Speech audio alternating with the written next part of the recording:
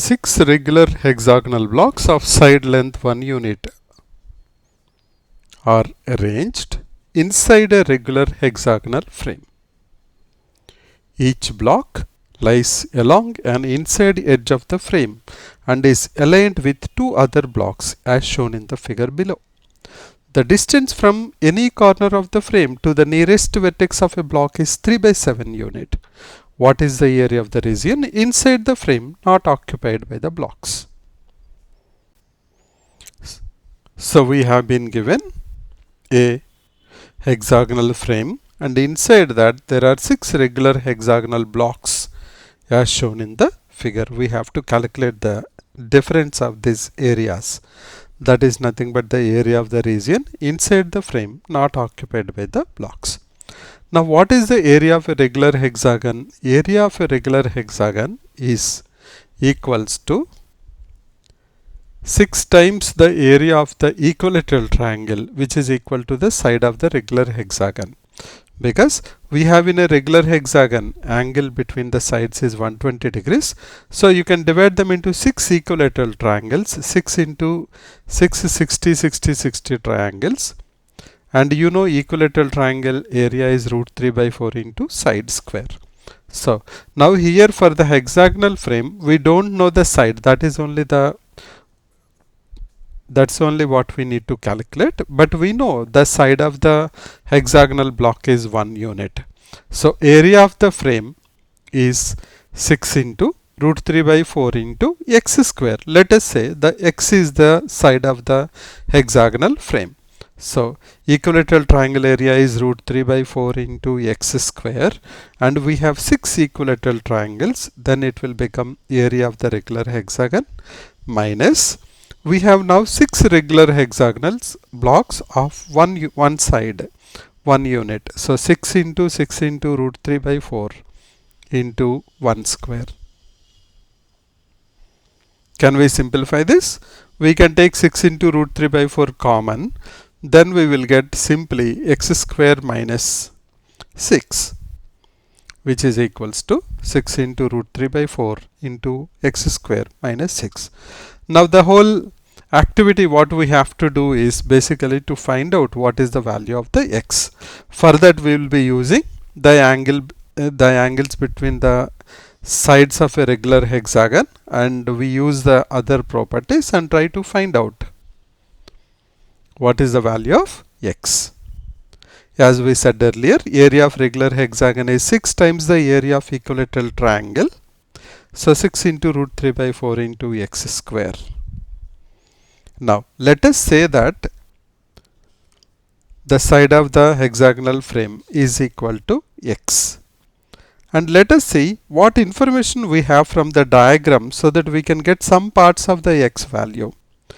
Now they have given us that the distance from any corner of the frame to the nearest vertex of the block is 3/7. So that distance is 3/7. Then we have side of the block, that is 1 unit. Then again we have in the beginning side of the block, that is 1 unit. Left out we don't know this distance.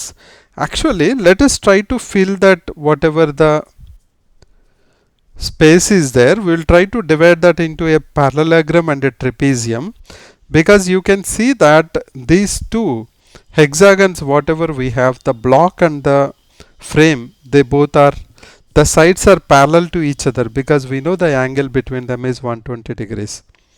So we have a parallelogram and also we have a trapezium. Now in that parallelogram, what will be the angles? The first angle will be 120 degrees. So obviously the remaining angles will be 120, 60, 120, 60. Now when you come to the trapezium, the angles will become 60 degrees. At the base it will be 60, 60, and at top level it is 120 and 120. Now let us take that trapezium and try to focus on it and find out what is that non-parallel side. That will fill the gap so that we can find out x value. That is the only slot which needs to be filled so that we can get the x value. And we have a trapezium here, actually an isosceles trapezium. And we know the sides of the isosceles trapezium are 3/7 and 1. Let's try to divide this into a parallelogram and a triangle. So we have 3 by 7, 3 by 7, and left out is 4 by 7. Let's look at the angles now. The base angles of the trapezium are 60 degrees each, because we know that in a regular hexagon the angle between the sides is 120 degrees. So by linear pair it will be 60 degrees, 60 degrees. So bases are 60, 60, and the other angles are 120, 120. Now based on this information, let's try to place the angles there.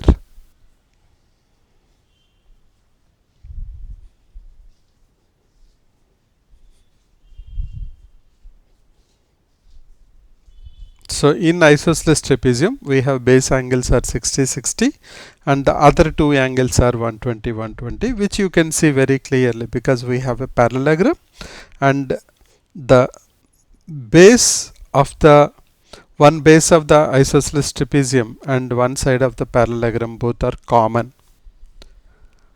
Now let's go ahead and write down the angles. What we will have, base angles are 60 and 60, and we know in parallelogram opposite angles are equal, so we have angles as 60, 120, 60, 120.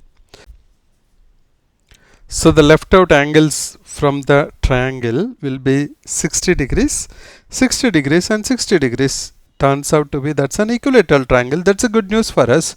Now we know that the piece which is missing is equal to 4 by 7 because it's an equilateral triangle. The non-parallel side of the isosceles trapezium is 4 by 7. That means our x value will be 1 plus 4 by 7 plus 1 plus 3 by 7, and which will add up to 3 units.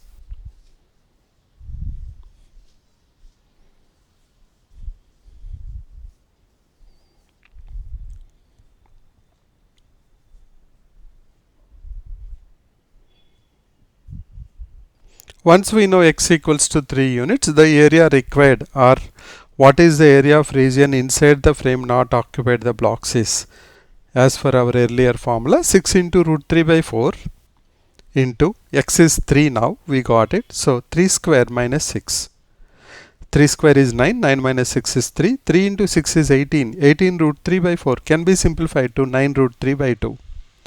So the area of region inside the frame not occupied the blocks is 9 root 3 by 2 square units.